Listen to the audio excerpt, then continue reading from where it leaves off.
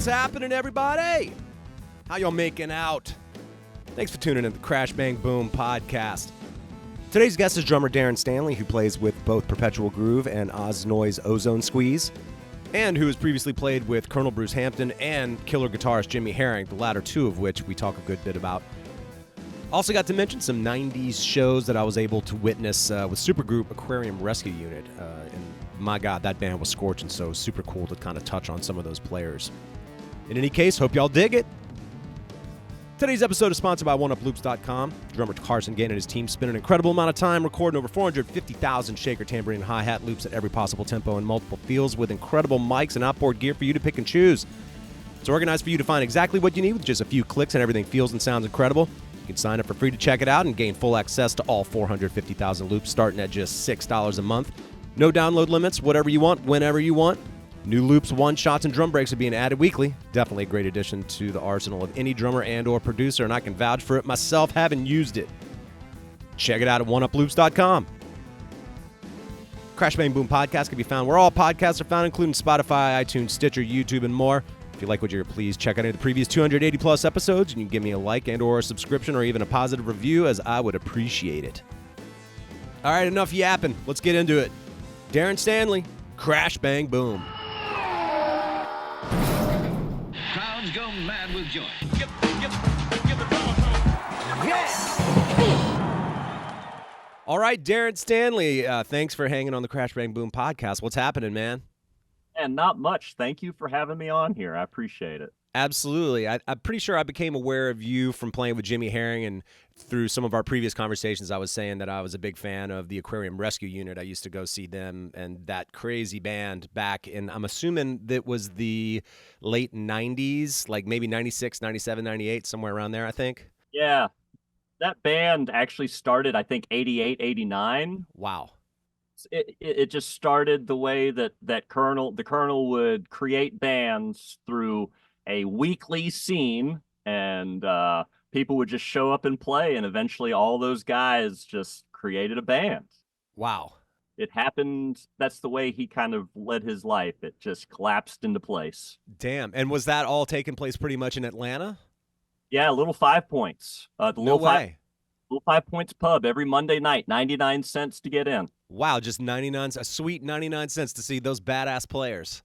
Well, the reason that it was 99 cents is Bruce liked to see everybody, the doorman had to give a penny back. Right, give him a whole stash of pennies and make him really work to give that penny change back. What a madman. Oh, my God, man. Yeah, again, incredible players. You know, I'm realizing only now that you and I are probably about 40 minutes from each other. I'm just south of Atlanta. You're in Atlanta. I knew you were originally an Atlanta guy. I didn't know if you were still there or what was going on, but it sounds like you are still here, and both of us kind of navigating this crazy rainstorm with tornado warnings and everything else that was popping off through here. Oh, yep. Take us, how many miles are we from each other? Maybe 30, but it would take us like 8 hours to get to each other. Especially, yeah, shit weather, shit traffic. You might as well just do this one remote. Jesus. Yeah, sure.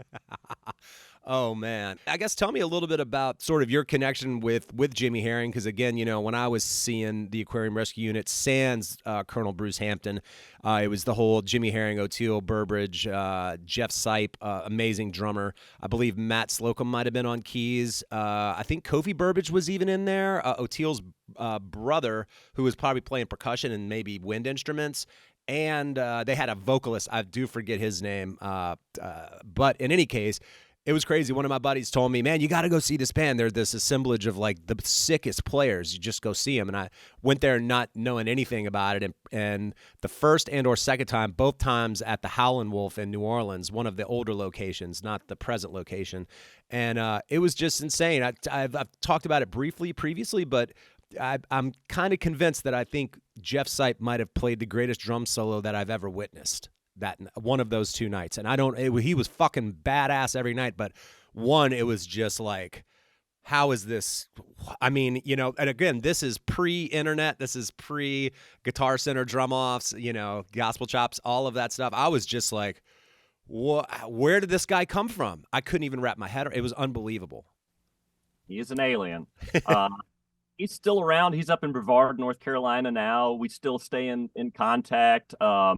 and he is one of my top influences. When I was 19, I just like that. That's when I became aware of all these guys. My roommate brought back 2 CDs to our place in Valdosta at the time, and he brings in the Aquarium Rescue Unit live at the Georgia Theater and a Squat album, which Squat was a band in Athens that I ended up playing with when I moved up to Athens. And great jam band, all sorts of stuff. But yeah, hearing that live album and that intro is just a ripping Tom intro. It's like, whoa, what's happening? And that rhythm that he plays at that intro, I mean, that's what got my attention Yeah.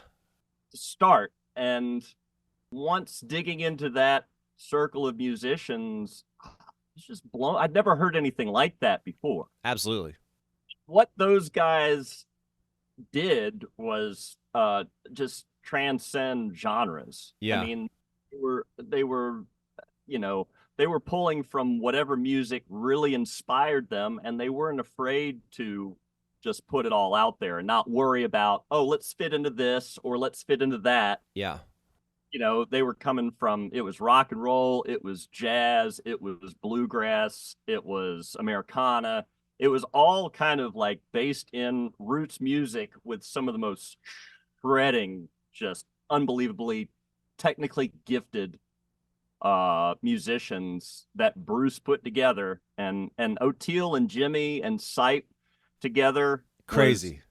Also in there, which was not in the group that you saw, was Matt Mundy. Okay. That was their mandolin player who freaked all of the greats out. Like, really, they would hear tapes of him play and say it's got to be sped up.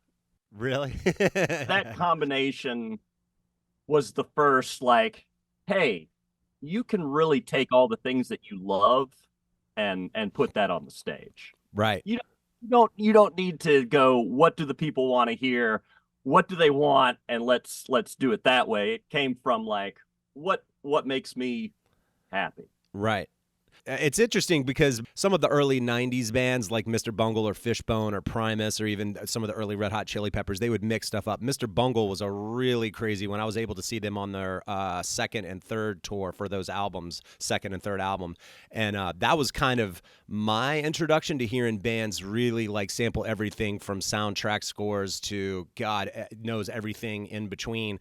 But again, you got to have players that are well versed in it so it doesn't sound cheesy and it comes off as if you really kind of have an encyclopedic knowledge of music and you can sort of resource those even in the moment or whatever, you know. And so that was kind of the only precedent I had for seeing Aquarium Rescue Unit, where people were so fluid with so many styles and could absolutely just, like you said, just shred their asses off. It was crazy. And blur those lines while they're doing it. Right. There's not like, oh, now they're playing now they're playing a bluegrass song. Right. It really, so yeah, man, all those guys heavily influenced. And, you know, after hearing that stuff at 19, but then, okay, that spring when I was in Valdosta, I turned 20, and Colonel Bruce Hampton is coming to Valdosta. Just god awful club. I went there with 4 or 5 of my friends. We were the only ones listening. Oh shit. This place was full of, you know, people are shooting pool and people are in the dance hall, you know. Of course. I thought, okay, I'm going to go in here and see this guy, Colonel Bruce Hampton, this elusive figure. And I can't wait to see, it's probably going to be Jeff Sipe on drums. My young mind, I'm like, yeah, that's his drummer. Right. We go in there, and I was like, oh, man, that's another guy on the drums. Oh, bummer. Before they started playing. You know, they got up, and I remember they opened with a song that he did for years and years, Fixin' to Die. Mm-hmm. And that's kind of a 2-beat, just boom, chop, boom, chop, boom, chop, boom, chop. Right. This drummer played only kick and snare in the first song, didn't touch anything else, and ripped that beat apart. Didn't do anything the entire song. He sat on that, and I was like, whoa. Yeah. Not knowing that I could never sit down at the drum kit and do that for many, many years, because It's a lot of, you know, Big that's time focus. a lot of focus. That drummer was Woody Williams. Now known, he changed his name to Kinaboto, who's a amazing artist. He doesn't play too much. He's here in Atlanta. I think he's a plumber now. No shit. And through actually deciding to become a great plumber. Like, Right. this guy toured the world and is one of the greatest. So, you know, going there and seeing that, and I think it was Dr. Dan playing keys and maybe Joseph Patrick Moore playing bass, and they blew me away. And I was like, wow, okay. You know, you go back and study Bruce's thing, and it's like he didn't just have Aquarium Rescue Unit. He had many, many great bands that aren't as well known, but it was a scene. So became aware of that, moved up to Athens, started playing in with Squat and going out with different, getting out in the weekend playing with jam bands and doing that whole Southern circuit thing, and never came in contact with them. Moved to Atlanta. Fast forward to when I'm 35, and I finally meet the man, and he asked me to come play. And yeah, the rest, it was the wildest 3.5 years of my life up till his passing on May 1st, my birthday. Damn. 2017. Wow. And that man, there is a circle of musicians, including Jimmy, including O'Teal, Kevin Scott, who's with Government Mule now, Jeff Sipe. There are Dwayne Trucks. I mean, there are so many of us that came from that circle that it's like, wow, nobody could ever believe us that this happened, Yeah. And what we got from that man, he himself was not a trained musician. Right. That's crazy. He would claim to be a vocal expressionist at best. Okay. Also played guitar, but his guys were Bobby Blue Bland, B.B. King. He loved all the old R&B, all the old rock and roll, really where music came from. And so there was this strange mix of get out of your own way, because us musicians, if we're left to our own druthers and we're really schooled, we're going to make it really complicated. Yeah. Really fun to do this, and we're going to look at each other and maybe one other musician will get it. Right. And he was able to really help us understand the true meaning of what we're up there doing and where this music comes from, and to let go of all that egotistical BS that you got in school. Right. It's wild how it gets in so many folks' way. Sure. So yeah, kind of that breakdown in ego and, just being in the moment at all times and listen. It's a fast break. You're on a basketball team, pass the ball. Right. These were his lessons, and a lot of people didn't get them. A lot of musicians did come through and never, oh, that ego never wore off. And it was like, man, I'm too good for this. Right.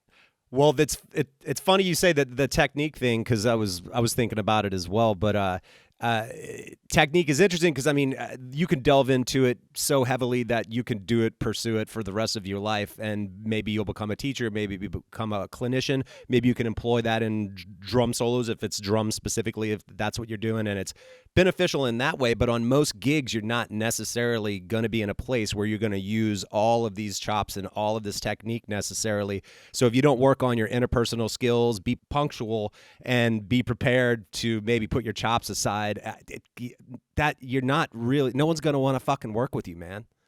Yes. And I do think that the word technique becomes this thing in our minds of oh man, I've got a lot of technique. Oh, I've got a lot of vocabulary and I can shred, but technique is just how you do something. Sure.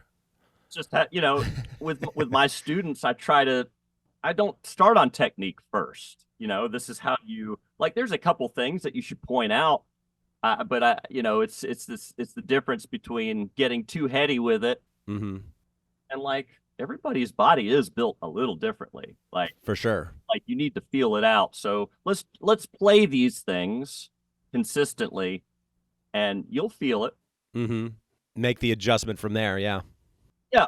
Well, with Jimmy's band, we were always dancing that fine line of really having the elements of music that everybody relates to, Mm-hmm. beat and groove and melody. And Jimmy's incredible at that. Yeah. Yes, he can also he plays faster rhythms than I've ever heard, but the clarity of them. Yes.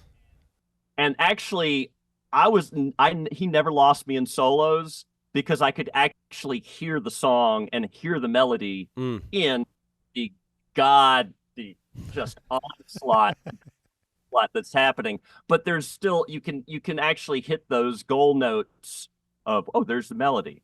Mm-hmm. So, he that last band, 2019 was our last tour. Jimmy Herring and the 507 was he and Rick Lawler, who played second guitar, or there were two guitar players. Right. There was no guitar. Yeah. Because Rick is a beast, and also sings.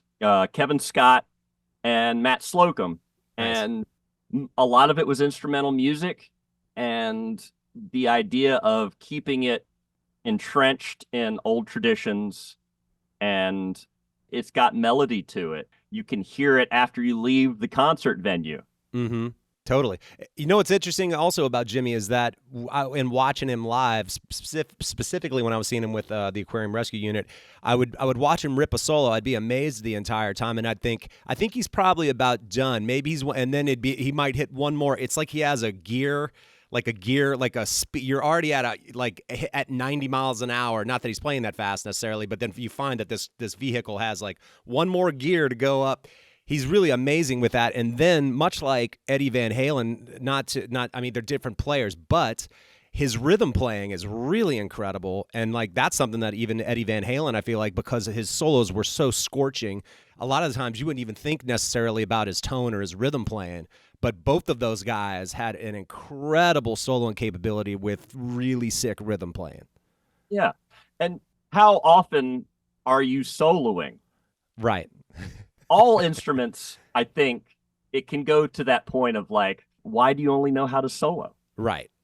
Drummers, why do you only know how to solo? Yeah. There is so much more to the bigger picture, and that takes you getting rid of your ego, putting on a bit of a producer hat, hearing the whole thing, mm-hmm.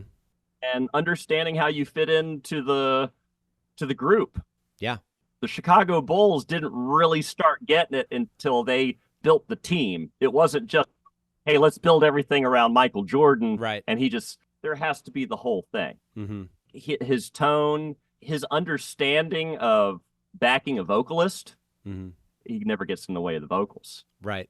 So that's just a level of sort of musicianship or creative and or melodic awareness that he has a heightened sense of, for sure. Also getting in the band with Bruce and getting your ass handed to you nightly by psychological beatings. Just we all got it, and it was really an important point of learning how to work in a band, learning how to work with a singer. That stuff's important. So like that band was a trip, man, and every night was blistering. And actually did get a little bit of a tennis elbow from that. Yeah, man, it was the greatest. And then the world shuts down a couple months later, and we're back out of it. So here we are, man. Damn, dude. You mentioned tennis elbow. I had a recent thing, and it's an absolute pain in the ass. I got in a bicycle wreck. One bike got stolen. I got a backup bike. This is in New York, and I'm like hauling ass out of work on a road that has no bike lane or anything, and it's a notoriously dangerous one. And my hoodie fell into the front tire and flipped me over the handlebars. I wasn't wearing a helmet. I wasn't wearing anything. And I just slid. I braced my arm. I skinned from my knuckle all the way down to my elbow. And and in doing so, I managed to fracture my upper humerus. So then my rotator cuff was fucked. And where this is actually leading, I had just had my first son, who was like a butterball of a child. It was like a bowling ball. It's just a big, heavy child. And I carried him with my left arm because my right arm was in a sling and was fucked up.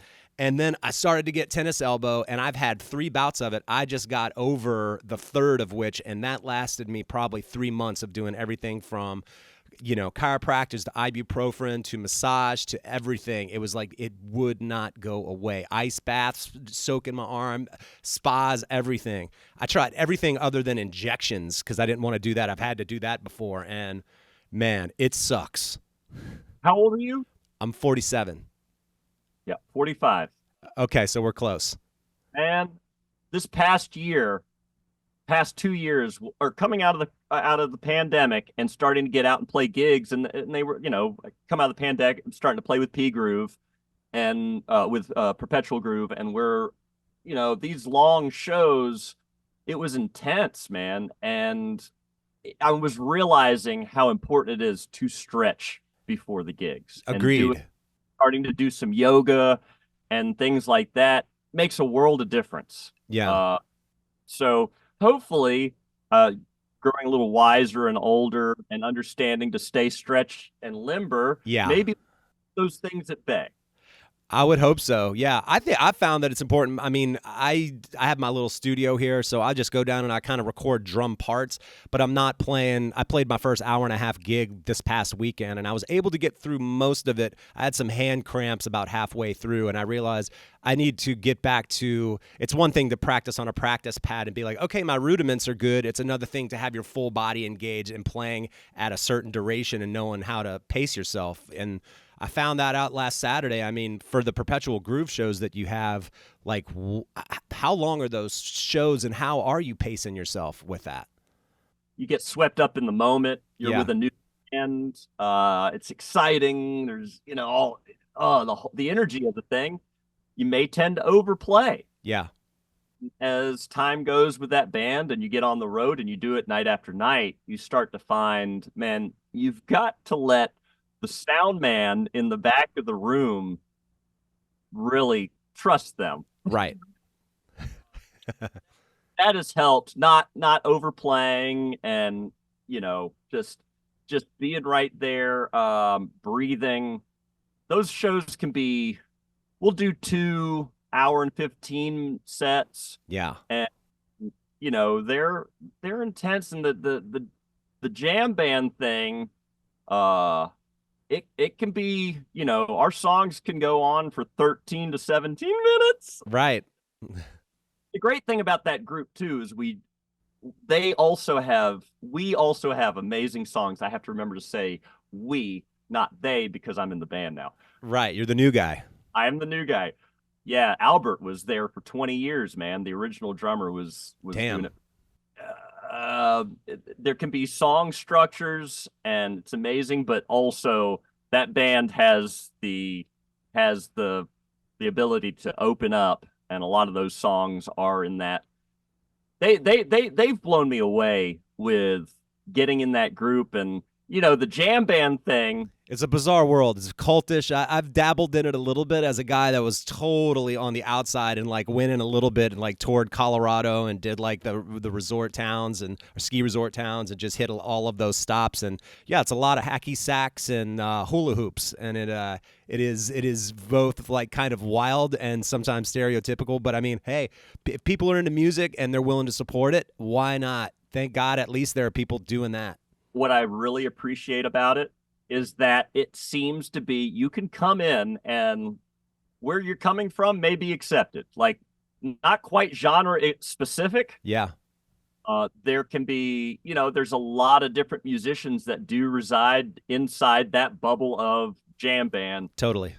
One of my favorite drummers, we just ran into him. We'll see him on Jam Cruise, Adam Deitch. He's awesome. The whole Lettuce. They're so good. So there are, what blew me away about Perpetual Groove, getting in and learning the material, is like, man, some of this stuff. My first gig with them, our last tune that we covered was Ghost of Tom Joad, Rage Against the Machine. Okay. I grew up with this stuff too. Like I'm, high school kid and, all those bands. And now I get to play it. Like you guys are pulling it off. Nice. So getting in with them, their influences, the electronic music and the, Nine Inch Nails and all that stuff, a little darker than what you would think of as a jam band. Right. So definitely related to that stuff. And, there's some killing drummers in that scene. Yeah. Great pocket drummers. There's a strong, I think the New Orleans element definitely sits into, we're going on Jam Cruise end of February, and there's, George Porter's on there every year. Right. Not just George, but many of those New Orleans musicians that just, the jam band community embraces that stuff. Yeah. I was around, I mean, I can say for a fact, I'd actually talked to Stanton more on the podcast about it. I remember when Galactic was just a local band, and then they started to do touring, and I would see that they would go to Colorado, and like when I mentioned earlier about how I kind of dabbled in the jam band scene with the band that I was in at the time, that was because we knew where to go because Galactic had done it. And so they, in a lot of ways, opened up a lot of avenues for otherwise local guys, and specifically like guys like, George Porter and some of these historically killer people and players from New Orleans. Then they started doing it. You started to see brass bands starting to do it, and then it was like, I got to hand it to Galactic. I think that they gave a template and a bit of a routing and just to let people know that it was even possible, no one was really thinking about that historically. New Orleans is a pretty kind of lazy town, I think, by most standards. It just moves slow, and everybody's it's I get terrible road rage every time I go back. I have it here in Atlanta too. I don't know, the drivers here drive me crazy, but I guess my point is, like, I've always been high strung, and that's always been a slow moving city, but I gotta hand it to Galactic for at least kind of throwing that template out there, and a lot of people have followed sort of in that wake. I saw it happen. It was crazy. And Stanton's that video he put out really opened my eyes to Zigaboo's playing. Yeah. Watching him break it down. Mm-hmm. Been listening to the meters for a while, but like watching him break it down and like, oh, these are the elements in here that really make Zigaboo's playing. It's like, oh wow, okay. So yeah, I think Stanton's on that boat. I'm sure he is. Yeah, looking forward to hearing all of them play and hanging out. It's an interesting scene. So yeah. My first introduction to like Fish, which maybe that's the biggest jam band in the world or widespread. I don't know. Be like one of those, I'm sure. Yeah. Yeah. I had roommates that were into Fish back in Valdosta in college, and that was the same guy that turned me on to Colonel Bruce Hampton. Seeing Fish was heavily influenced by Colonel Bruce Hampton. Like those very close with him, and he influenced them greatly. And he's been called the godfather of the jam band scene. Right. He didn't ask for that. Yeah, totally. I hear you. Nobody's like going out like, I'm going to be a jam band. It's like, yeah. Same thing with Perpetual Groove. Like, a lot of those guys like, we just started playing, and that's kind of how it went. Yeah, found your niche. Hell yeah. We just did a tour this past fall, and it's amazing. The P Groove fan base. It's really cool, man, and it's nice to get out there and do that and not have that sense of like, man, live music's dead. Right. Yeah, not certainly in that world it isn't, and that's always been what has perpetuated it. No pun intended, but. Yeah, it's the live element of it. That's what they support. That's the whole scene. That's it. That's it. It's just real interesting. Like how do you what do you make a studio album for? Right. I know. Right. Even though that's always a wonderful undertaking that we'll never stop doing. But yeah. You mentioned about how Colonel Bruce Hampton was sort of a self-taught guy. There's actually some strange correlations that I see. I'm a big Zappa fan, especially like early 70s Zappa. One, Zappa always had killer players in his band. Two, apparently he taught himself how to read music by going to the library. So you could say he was self-taught, which is fucking insane, especially given what he was writing, literally writing out for full-on symphonies in his band, which was almost a rock symphony in and of itself. But also... he was also an eccentric character that had a sense of humor in his music, and I've felt that Colonel Bruce Hampton kind of had that trinity of sort of influences or just aspects to his being. And he and Zappa have similar in my mind in that way. Especially, I mean, if you look at all the amazing musicians that came through Zappa, look at all the amazing musicians that came through Colonel Bruce Hampton. They're interesting characters, man. Both of them, obviously. I think they were here to remind us to break down the boundaries, you guys. You don't stop being fooled. Yeah. You know, Zappa too, he and Bruce met up in New York, I think on Bleecker Street, just by a chance meeting, and they became very close. Weird. Bruce did a cameo on Lumpy Gravy. Okay, yeah. And you know, they were close forever. Zappa's favorite album of 80-81 is Bruce's The Late Bronze Age, Outside Looking Out. Okay. Dude, go check out that record. All right.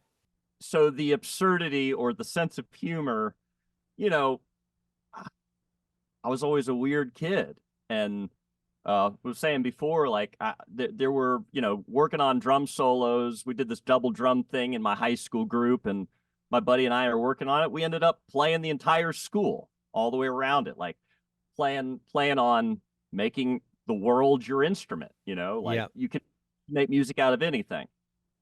So fast forward, you get into your like 20s, you come out of school and it's just like, you're ready to take on the world. It's like, okay, now what do I need to do to fit in? Uh-huh. Well, I mean, you know, you're young. Like, you know, didn't quite have that understanding of what a true artist is. And like, okay, you know, playing in different situations. I played in a country band at one time. That's not me. Right. But at one point, it was like, okay, I'm glad that I did all those things. You try all that stuff out, you get a better perspective. Mm-hmm. You know, that's part of the process. But guys like Zappa, guys like Colonel Bruce, guys like Beefheart, there's musicians out there that instead of writing for what you think the audience wants, you're actually coming from, you know, a real place. And they were to get all that in there. Mm-hmm. That's true art, man. Whether it's simple or complicated, some of the greatest stuff on the planet is I love Howlin' Wolf. I love Son House. Yeah. That stuff, the Delta Mississippi blues guys. Of course. They weren't going and getting their lessons, you know? Yeah. The way that things are set up now and like going to school and getting a degree and all that stuff. And yeah, the playing is so raw. Yeah. But in that are these emotions and just this vibe, this just place that it puts you. And instead of thinking about the musician that's playing it, which a good musician does, that plays a bunch of stuff up there, you know, somebody that actually plays and creates a vibe and a scene will make the audience think about themselves. No, I don't want people to think about me while I'm up there playing. Yeah. It's like, please don't. We want you to have an experience, and like, this is getting into the like, what is this stuff all about? Yeah. What is your intention for being here? Why are we all here doing this? Why? And you know, I'm sorry, a lot of folks come into this music thing with maybe the wrong intentions. I want to be famous. I want girls, or I want boys, what are your intentions for being here? The music comes first, the love for the music. And I think so many folks, it's like it's hard to be a musician. So you're like, how do I do this? How do I get in on this? And it's like, man, the folks that are in it for the long haul and the real reasons are playing themselves, are playing what they truly find moving. Mm-hmm. And yeah, like I love jazz. I did not grow up in New York City in the 1940s. Right. Yeah. Why am I sitting here playing bebop? Like, yes, it's influenced me. I've listened to a lot of it. Mm-hmm. I didn't grow up in the Delta, Mississippi. I didn't grow up on the West Coast. I grew up in Georgia. Yeah. Like, what's influencing you around you, And the amazing thing about the world now is that we're able to hear all this stuff from all over the world. Yeah. And so, man, there's a lot of influences in everybody's playing, which is super cool. But it is that place of like, well, are you a tribute act?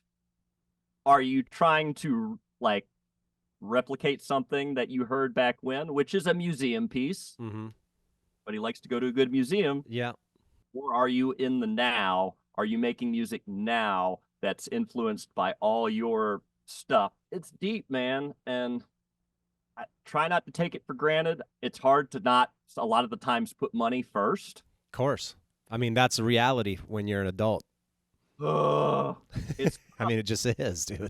that money and art thing is weird. Yep. There's ways to do it. Ozone Squeeze. I know that's a group that you've been doing some stuff with. I know Oz Noy. I just know of him. Is he a New York guy?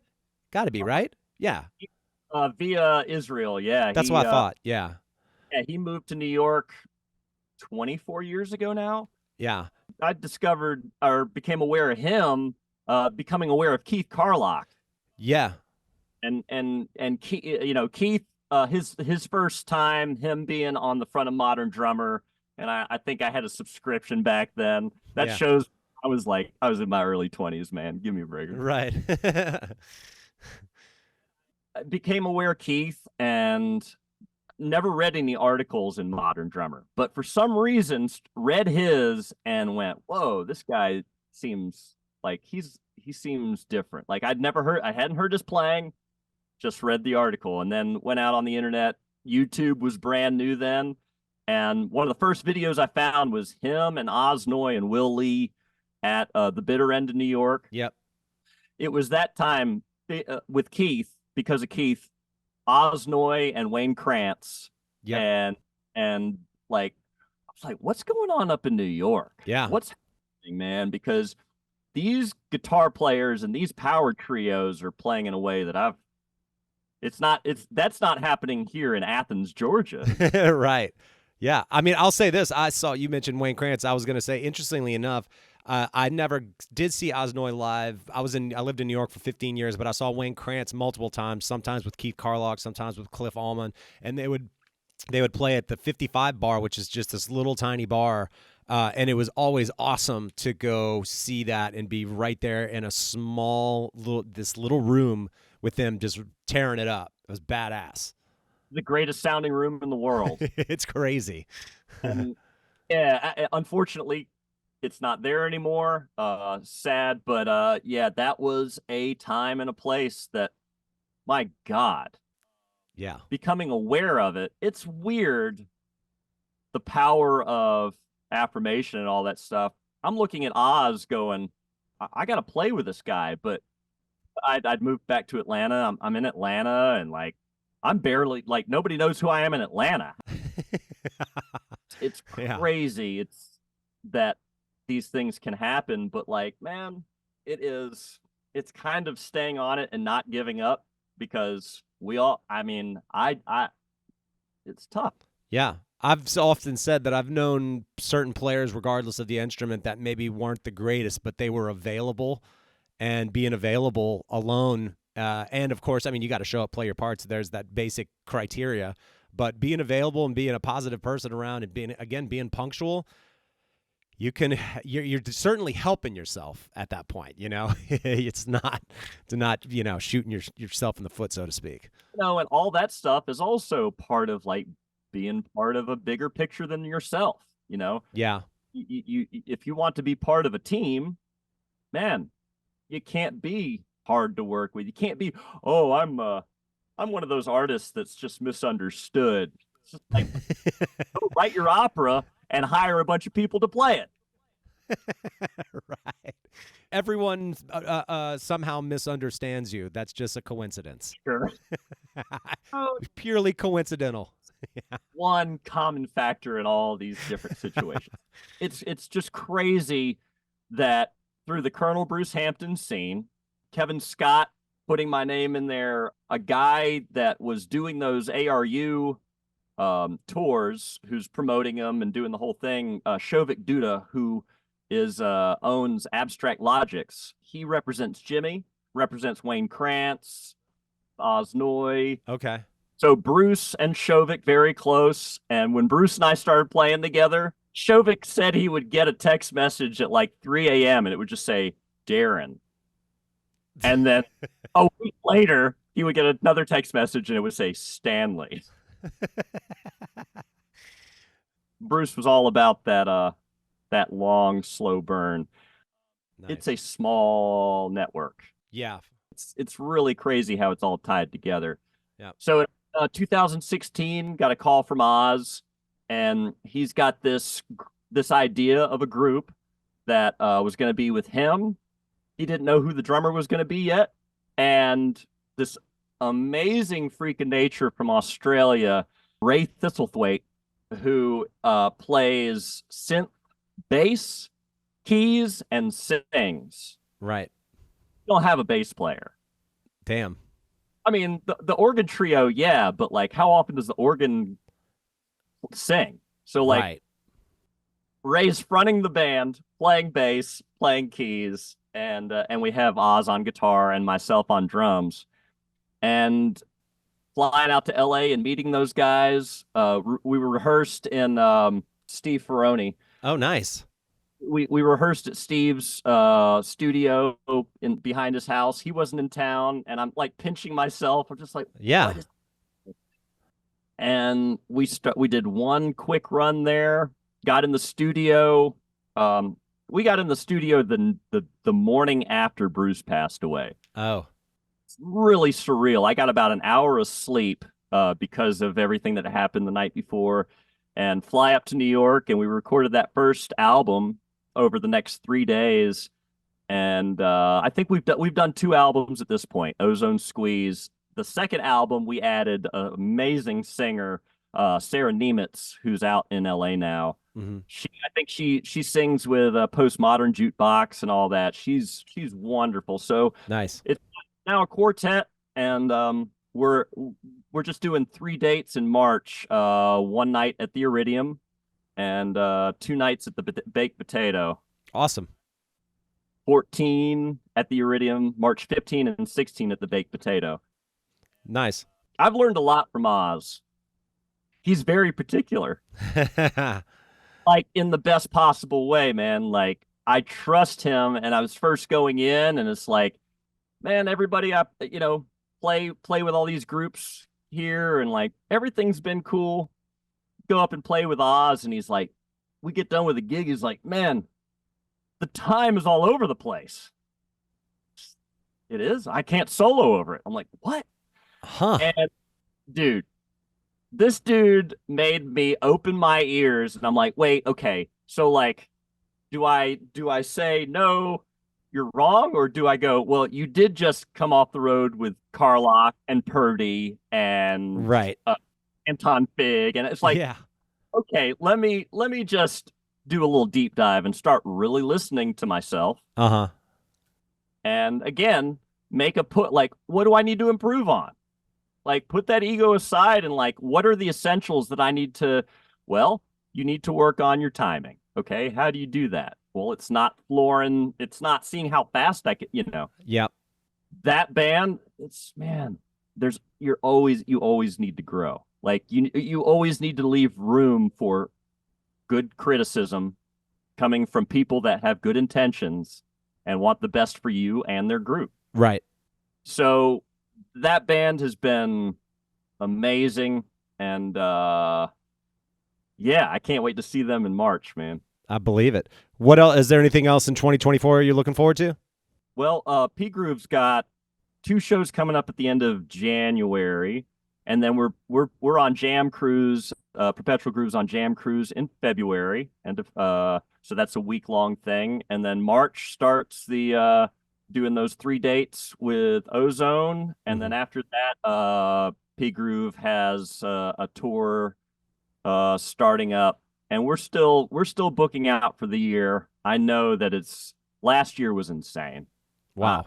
Still exhausted, but Damn. 2024 is gonna rock. Nice. And besides those 2 things, my beautiful girlfriend Ansley Stewart, I've been working with her on her stuff. She's one of the greatest singers here in the Southeast, and we're actually doing a residency at From the Earth Brewing up in Roswell. Okay. Which just across town for you. Right. Or you can be there in 3 days. Yeah. She's a powerhouse singer, and we've got a great band around her. We're working on that stuff. So like, it never stops, man. Yeah. Also in the teaching, and it's a whirlwind, but I mean, so grateful for this life. I hear you, man. Hell yeah. Well, damn, Darren, it was fun talking to you, man. It was good to pick your brain about all the Col Bruce Hampton stuff and the Aquarium Rescue Unit guys and the connections with all that and all the projects and everything you got going on. So it sounds like you said 2024 is going to be a good year, man. Best of luck to you. Great year. Thank you, buddy. Yeah, man.